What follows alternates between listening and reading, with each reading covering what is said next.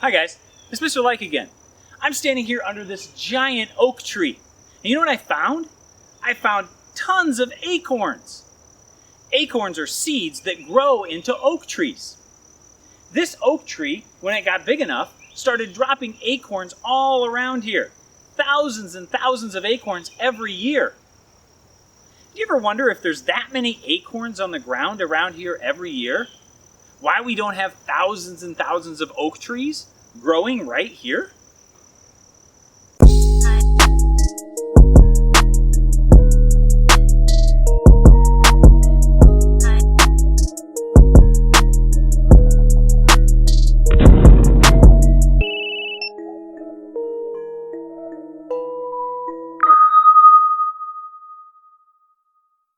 The chances of a tree actually growing from one of those oak seeds is actually pretty small. So what the oak tree does is it drops all kinds of them, thousands and thousands of them, hoping that one of them will turn into an oak tree. But if it drops that seed right directly below it, that seed's got a rough time because there's not a lot of sunlight underneath the oak tree. That seed needs to move. It needs to get away from the oak tree where it can find the light and the water and all of the other things that it needs to grow. How do you suppose oak seeds get away from the trees? Well, there happens to be lots of ways that happens. Hey guys, I finished with my hike. What a great time being outside. We talked about how plants need to drop their seeds in order for their seeds to grow. They need to get water and they need to get sunlight. But also those seeds need to get far away from the plant that was their mother or father. So some of the ways in which they do that are kind of cool. If you've ever seen a dandelion, those things grow and then they get thrown into the wind, and the wind actually takes them away. I actually found some seeds on my trip that kind of stuck along with me as well. Take a look at this. Have you ever had burrs on you? Oh, these things are a mess.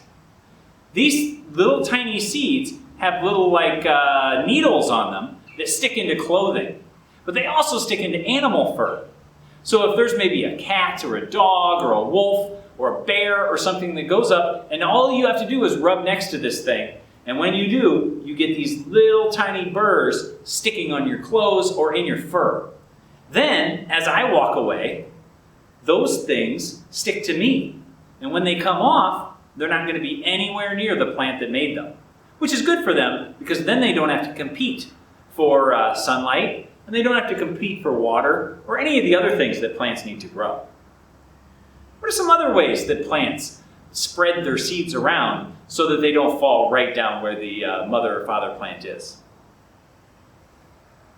Well, some plants actually have seeds that get eaten. Lots of plants have fruits like apples and oranges and those kinds of things. When an animal eats an apple or eats an orange, it actually eats the seeds as well. But the seeds don't digest in its body. So when the seeds come out, they're way away from the plant that created them. Again, those seeds now no longer have to compete for the water and the sunlight from their mother or father plant. So there's lots of ways that seeds can move around. Let's see if you can't engineer a way in which you can get seeds to move around away from something else. What are some things that you can come up with that you can make seeds move from one way to the other? I'll give you some seeds and maybe some materials that you can find around the house that'll help you spread those seeds in really inventive ways. Use your imagination and think about all the ways that animals spread seeds, or the wind spreads seeds, or humans spread seeds. And then see if you can kind of come up with your own invention. Good luck, have some fun, and I'll see you next time.